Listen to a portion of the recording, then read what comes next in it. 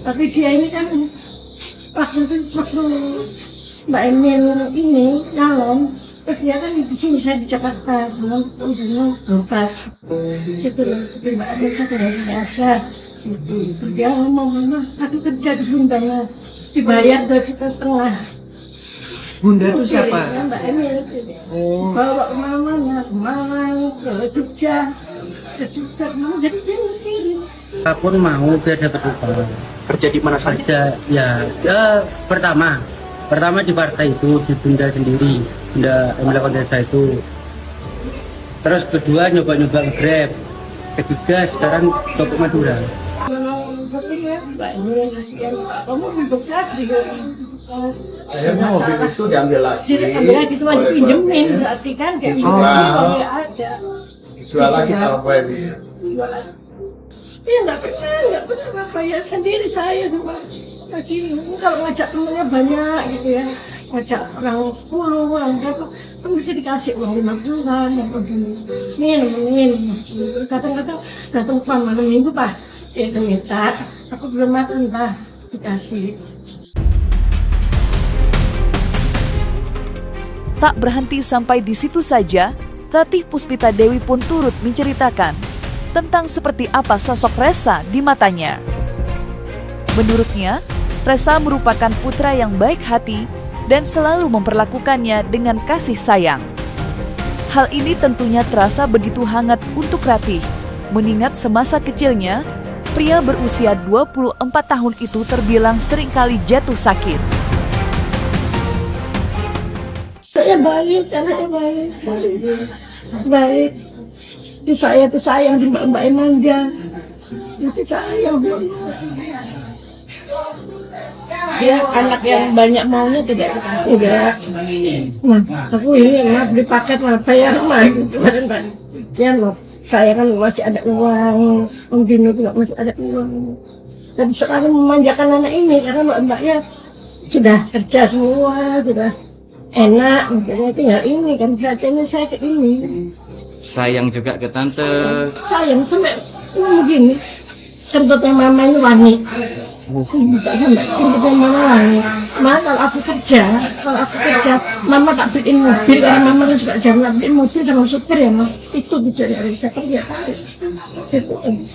Itu walaupun adik Resa ini udah tahu kalau mama aslinya itu bukan tante ya. Iya, tapi dia sayang sama saya. Sayang sama tante juga sama papanya ya. Ya, kami dapat kabar kondisi Resa waktu kecil itu sering sakit kayak gitu. Sering sakit, susah.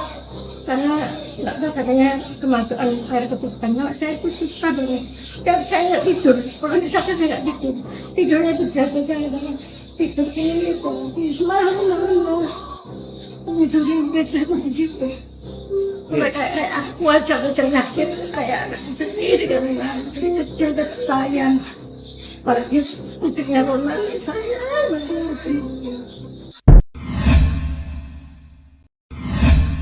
Busananya cuma baru untuk pre-wed dan acara yang kemarin kita tahu semua.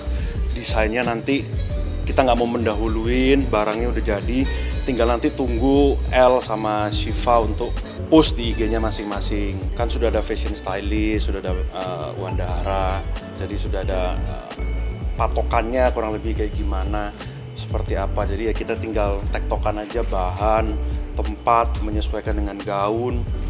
Jadi tinggal approval dari mereka oke, suka, tinggal bikin aja.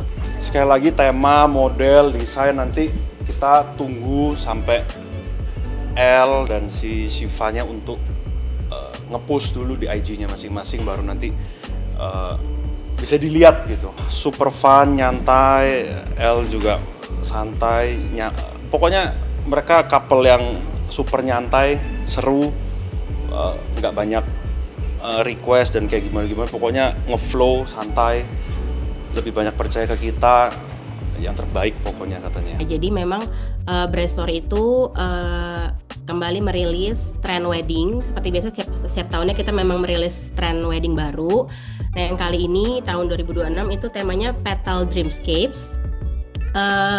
Untuk muse-nya memang betul Shiva Haju, untuk temanya sendiri itu dia adalah eksplorasi dan estetika romantis yang organik dan dreamy. Jadi kayak interpretasi barulah untuk keindahan bunga yang lebih artistik, lebih imajinatif dan emosional, dan tentunya ini tergantung dari calon pengantinnya juga sih nanti mau menginterpretasikannya seperti apa. Jadi nanti dia tuh menciptakan suasana pernikahan yang terasa seperti di dalam dunia mimpi gitu, yang romantis, ada permainan elemen floral dan juga sentuhan modern gitu.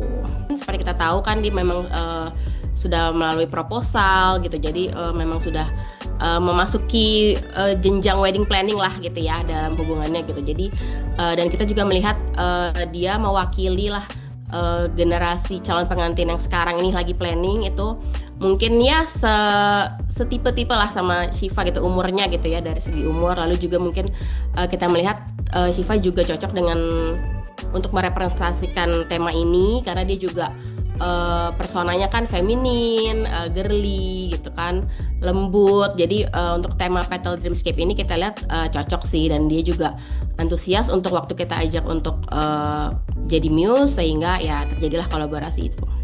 Pokoknya aku nggak bisa ngasih tahu banyak, aku cuma minta doanya dari semua. Nah, semoga lancar, semoga diyakinkan, dan semoga dimurnikan niat kita untuk mengerjakan ibadah. Pokoknya doain aja yang lancar. Lihat nanti aja lah, tunggu kalau ngetol nggak surprise dong ini. Pokoknya adat atau apa? Doain aja lancar, dan semoga tidak banyak huru hara dari netizen ya. Terlalu banyak huru hara keluarga.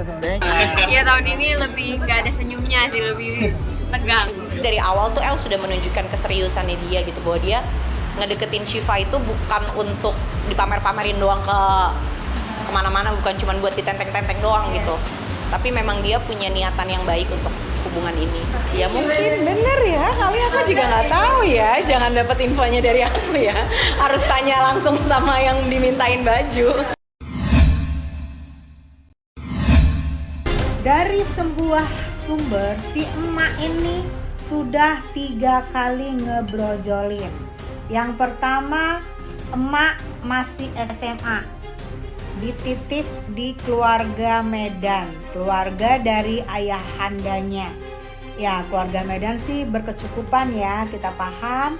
Mungkin gak bakalan teriak juga tuh anak, karena dijaga dan diasuh oleh yang lumayan. Setelah itu ngebrojolin lagi, dan sekarang dari sini kita lihat dan netizen membongkar-bongkar masa lalunya. Wow. Ya, tinggal menunggu waktu aja. Akankah yang Medan speak up? Akankah yang Medan ngeblow up? Kalau menurut aku sih, jika yang ini tidak ramai, maka yang Medan akan diam. Tapi kalau misalnya ini nanti ramai banget, yang Medan juga akan speak up. Atau mungkin juga enggak, karena sudah sejahtera sih yang di sana itu. Emak, rendahkan hatimu, peluk anakmu, rangkuh anakmu, karena bagaimanapun juga di akhirat nanti anak yang kita lahirkan kita harus bertanggungjawabkan. Apalagi kita tidak memberi biaya, kita tidak menafkahi, dan seolah-olah kita tidak menganggap dia ada. Itu menurut gue. Unggahan berisi dugaan jejak masa lalu Denada tentunya berhasil meledak dan menjadi perbincangan hangat di sosial media. Padahal, kebenarannya saja belum diketahui secara pasti. Menariknya, muncul sebuah bantahan dari salah satu akun yang mengaku teman dari Denada ketika menuntut ilmu di Australia. Anda siapa? Saya teman sekelas Denada saat di Australia. Jangan sembarangan bicara. Sementara itu, pihak penggugat sendiri juga enggan buka suara. Ketika dimintai keterangan terkait isu serupa beberapa waktu yang lalu, Ronald Armada selaku kuasa hukum pihak penggugat memilih untuk tidak memberikan komentar yang terlalu jauh.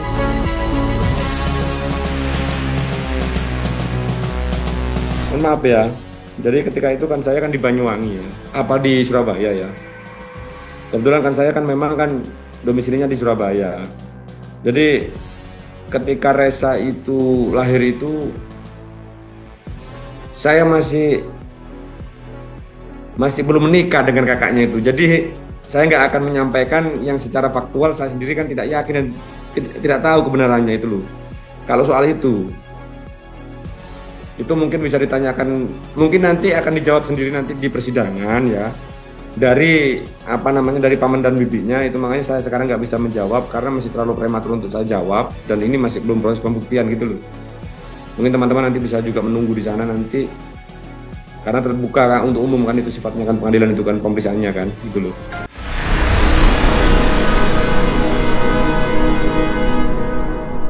Jadi jangan lupa untuk subscribe Cumi Cumi.